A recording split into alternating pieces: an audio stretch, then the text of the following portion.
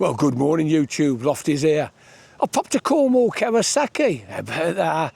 Picked up this little beauty, the 2025 Versys, the 1100 Versys. This is the base model, and I'm going to ride it, as you know, with a pillion and show you with a pillion now. So if you're interested in the 2025 Kawasaki Versys 1100, you stick around. I'll see you in a minute.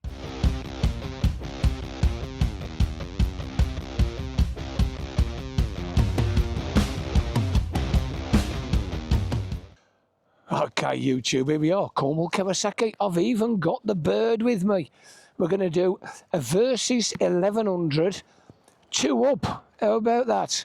Now, this is the base model. I'll tell you all about the model variants in a minute. It's quite complicated. So let's take this for a ride and see how we get on.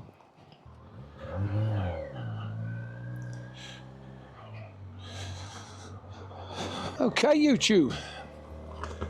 We're in full power mode. The one thing they have done this time, although the power's not that different on the 1100 Ninja, the SE, the SX I should say, on this 1100 Versys, they've upped it from about 118 to 133 odd. And from what Liam says at Cornwall Kawasaki, it's the most noticeable step up in power. The first thing I do notice is it's a nice tall bike, lovely tall bike, and it's got cracking mirrors. I can see well past my elbows and well past the pillion. The big difference between the SEs and the S and the standard is the all singing, all dancing suspension. Now, I was hoping this would be the one with the suspension so I could give it a bit of a comparison to the NT I rode. The one thing I will say straight away, this bike is very, very agile. It does straight away feel easier than my NT, on the steaming especially. It's very nice. So here we are up the lane. No quick shifter on the base model, but to be honest with you, Kawasaki gearboxes are absolutely sublime. Of course, the S, the SE, and the Tour, and the Grand Tour, they have, like I say, different screen options. Thank you, mate. Different screen options. But to be honest, so far, this feels okay. I'll see what it's like on the on that faster section of dual carriageway. We'll get down in a bit. Anyway, we're going up the lane and we're going to have a look.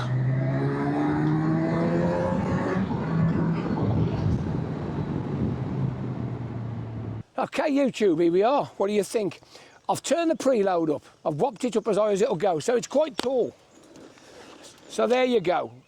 Lofty, 6'5", 16 stone. Long legs, it's tall. Okay, so once you put the preload up, it's a big bike. So sit down straight away, really comfortable. Big seat, loads and loads and loads of room. Look at this. The cutaway in the tank is superb. I can get all my knee in, I can slide forward, slide back, toes on, heels on.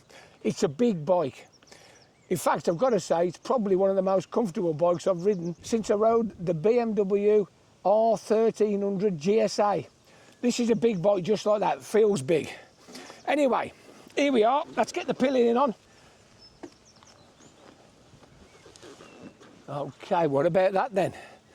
How's that feel compared with the NT? Super soft. Super soft? Super soft. The only one thing I would say is I've got a 32-inch inside leg and a little bit cramped here for me compared with our bike. But if you was a 30-inch leg or less, it'd be like sitting on an armchair, in an armchair. It's lovely. And what about the seat? Is it comfy? Super comfy, absolutely super comfy. You sink into it really soft. And getting on and off? Fine. It's a bit high, but it's okay. Okay, so just jump off and show everybody what it looks like. Not bad, is it? Not bad. Let's have a close-up. Okay. Good looking bike, isn't it?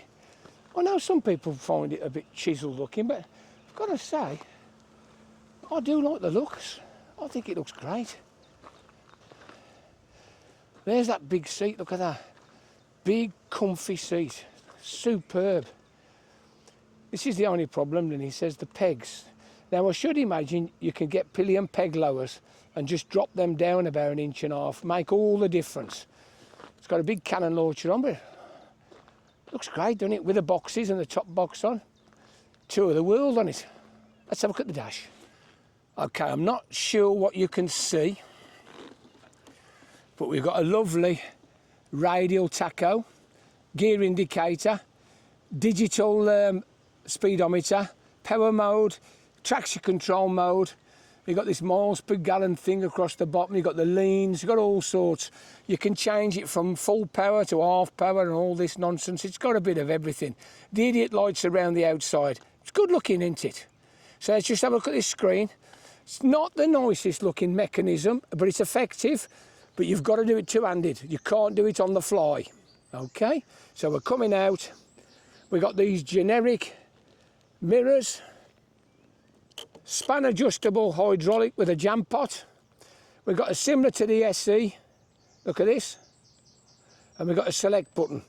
Coming across, we've got a key. A key, yes, a key. Wonderful. We've got a power outlet, proper power outlet. Let's have a look.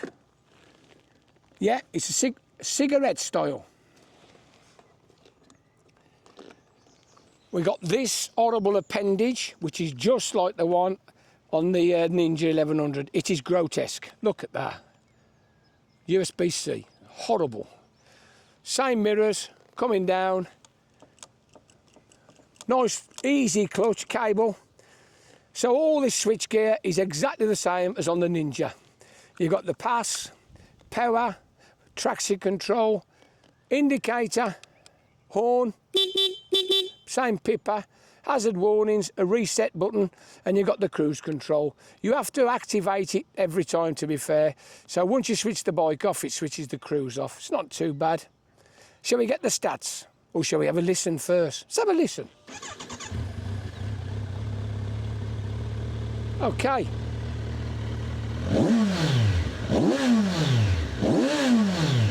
Right, when I rev it, I get a proper vibration through the seat. Some might like that. Let's have a listen to the pipe. Not bad at all, is it? Switch it off.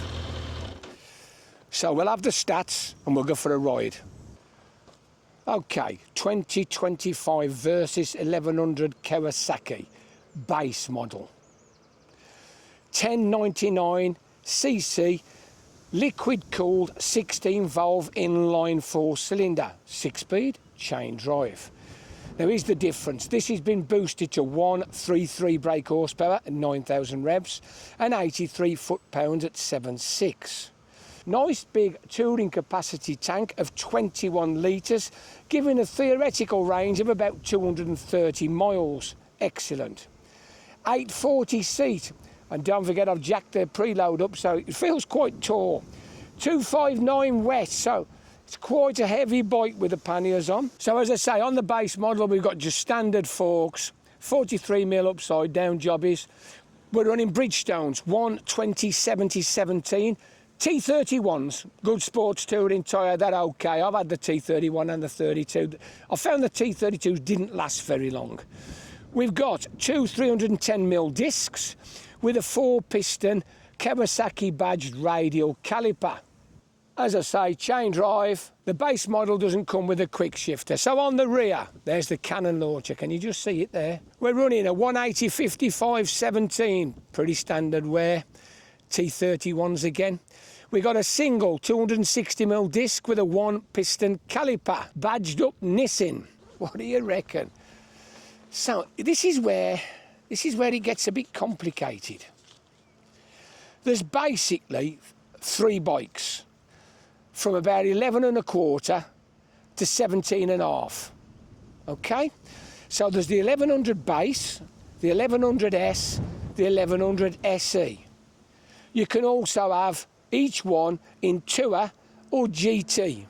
From what Liam says, one of the best options is to have the base model in GT spec and you get a lot of the extras.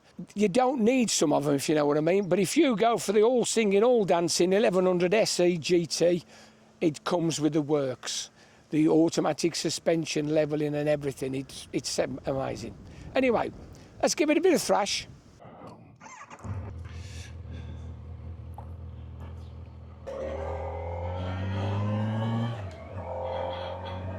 Okay, we're rolling.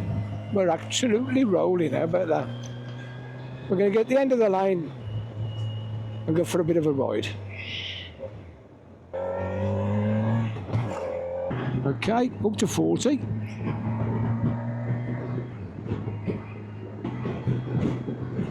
I'm just going to drop a right here. Sounds good, doesn't it? Sounds good. Slow riding, easy. Carries its weight really well. They've got the angles on the geometry nice.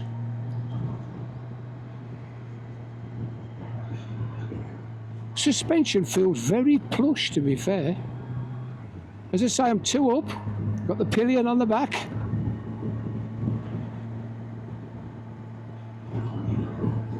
Right, we've got nothing behind. I'm just going to bang the back brakes on. Yeah, there you go. Your typical stability control. They're okay. Let's get the front brakes a test. Here we go. Superb. The radial Brembos on the SX, the Ninja SX, they did bite a little bit harder. But to be fair, as a touring bike, a tall rounder, that was very nice. Let's just take it easy down here. So in these nadgery little lanes, can't fault it. I'm actually not on the road I wanted to be on. But I can take a left here. I'm pretty certain this is it. It brings me back. Yeah, I'm quite impressed with the suspension. Considering this is the base model, with no O-lins and no active suspension, it feels pretty plush. Okay, so we're back on my road. This is a nice road. It goes from a 30 to a national, and it's quite undulating and got some nice little twists in it. So we'll just nibble it down in the 30. There we go. Set the cruise control for 30. That's not bad at all, that ain't. It's holding the speed well. I don't know, you can buy bikes these days without cruise controls.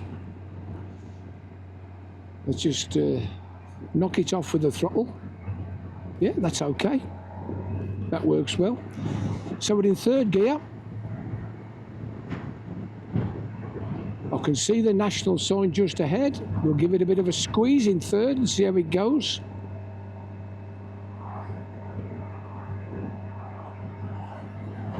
I'll get past the junction.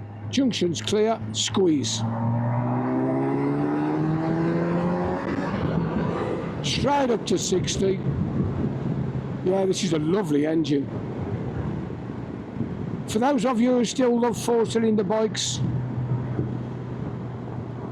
what I'd say the closest you could get with this is probably the XR. The S1000 XR from BM. But I will say, if you're a big lad, this is a far nicer bike. It's much roomier. Handle's just as nice. It's got a bit more grunt as well than the S1000. With the pillion on, I can feel it sitting slightly as I accelerate. It'll be interesting to see what the one with the Oldens semi-active suspension's like. I wonder if that holds it up, because with the NT, it does seem to keep it level. It's like a self-leveler. Anyway, we've got to get across the junctions. I'll see you in a minute.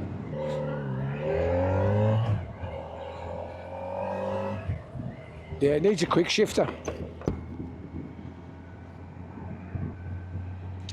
Okay, so we're going to get to the island and we're going to get in the National. It's a 50 into a 70 dual carriageway.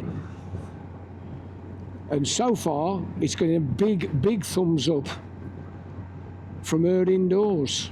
She even went as far to said, if you wanted to swap the MT for one of these, she would be very pleased. Although the legroom's not quite as generous on the back, the seat is mega comfy. So here we go, up the hill, up to 50. There we go, 50. Holding a nice steady 50. Here's the national sign, up to 70. I've got to say, at 70 mile an hour, it is a bit buzzy through the seat. You get that little bit of a tingle. Not sure if I like that or not. Once you get it into 6th gear, I was only in 3rd to be fair. It was comfortable sitting at 70 in 3rd gear. Once you get it at 70 in 6th gear, it all calms down. Yeah, that's very nice. Here we go, indicators on, we're going to slow down. Unfortunately, we've got no auto blip today, so we've got to use the clutch. But it's not bad, it's a very light clutch. So here's the island. So 2 up. That's nice steering, that is. That's lovely. Very nice. It's very nice. Here we go.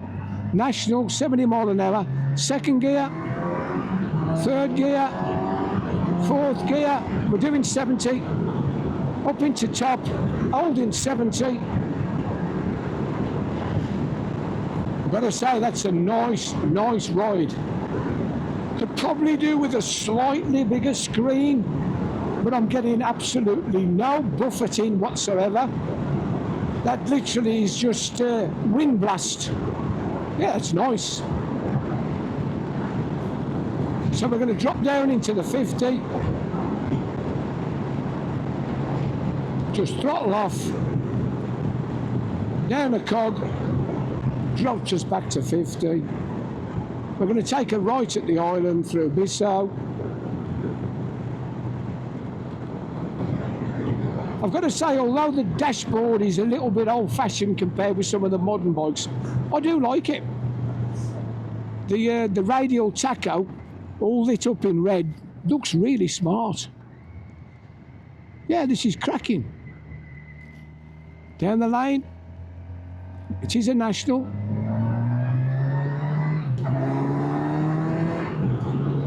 Once you get in 3rd gear, it's very tractable. It's clear. It's a nice bit of road, this.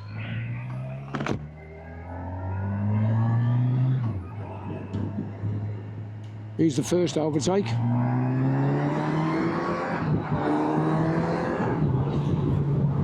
I think Lineal preferred it more when there's a top box. See, you get used to a top box and you get used to leaning on one. And of course this one's pretty naked. No top box, no panniers. Here, another overtake.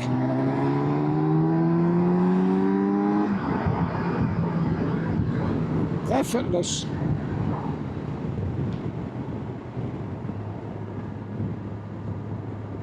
I've known 3 of my mates who've had the 1000, and they all liked this bike. They all thought it was a great bike, a good 2-up tourer and a good solo tourer.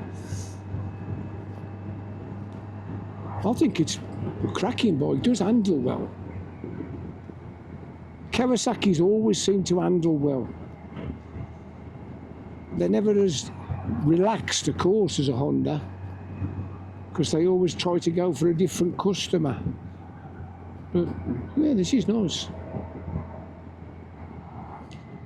Tell you what, if I could have this with a DCT gearbox, oh, what a bike this would be. It's one thing Honda have never done, put a 4-cylinder in the big bike with a DCT. Could be missing a trick. Could be missing a trick. Of course, Yamaha have got the triple, but this does feel a much more, I'm going to use the word masculine bike than the Tracer. The Tracer's small and lithe and nimble, whereas this is a much more man-sized bike, if you like. This is a big bike, and I think it'll suit people with big, long legs. So for all you subscribers of mine who'd of the old 6'4" to 6'6" brigade. This is comfy. This is really, really comfy. So we just take a little right-hander here, sharp right up the lane, so we can test out the slow riding properly. So here we go, 2 up, slow riding. Oh, that's easy. Yeah, it's scoring on quite a lot of points, this one, you know. On the totting up procedure, it's doing well. I definitely would have the quick shifter. It's a shame that this isn't the SE model with the quick shifter and the suspension, but like I say, can't have everything. But the quick shifter would make the difference. It'd save the old head banging.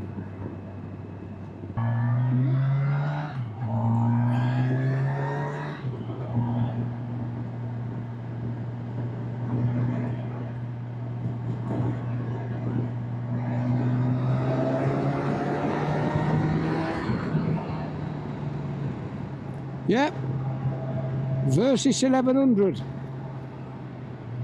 That power hike has made all the difference.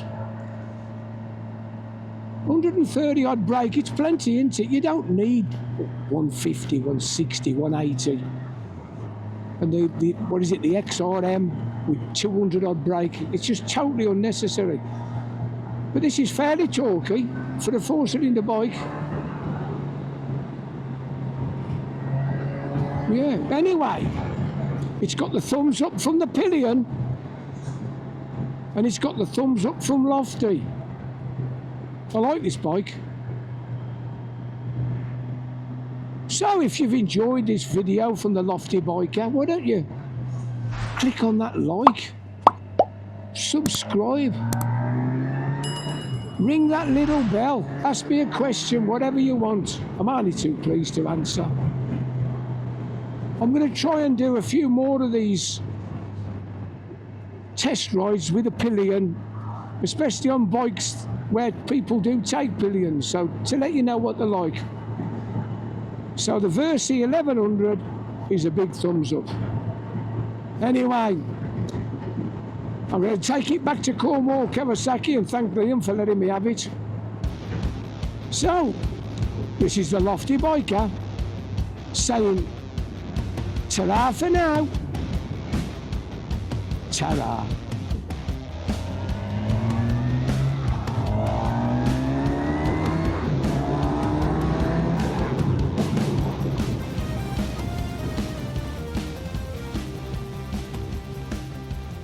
Okay, so here we are. Cornwall Kawasaki. That's a nice looking NT 1100 there. How about that?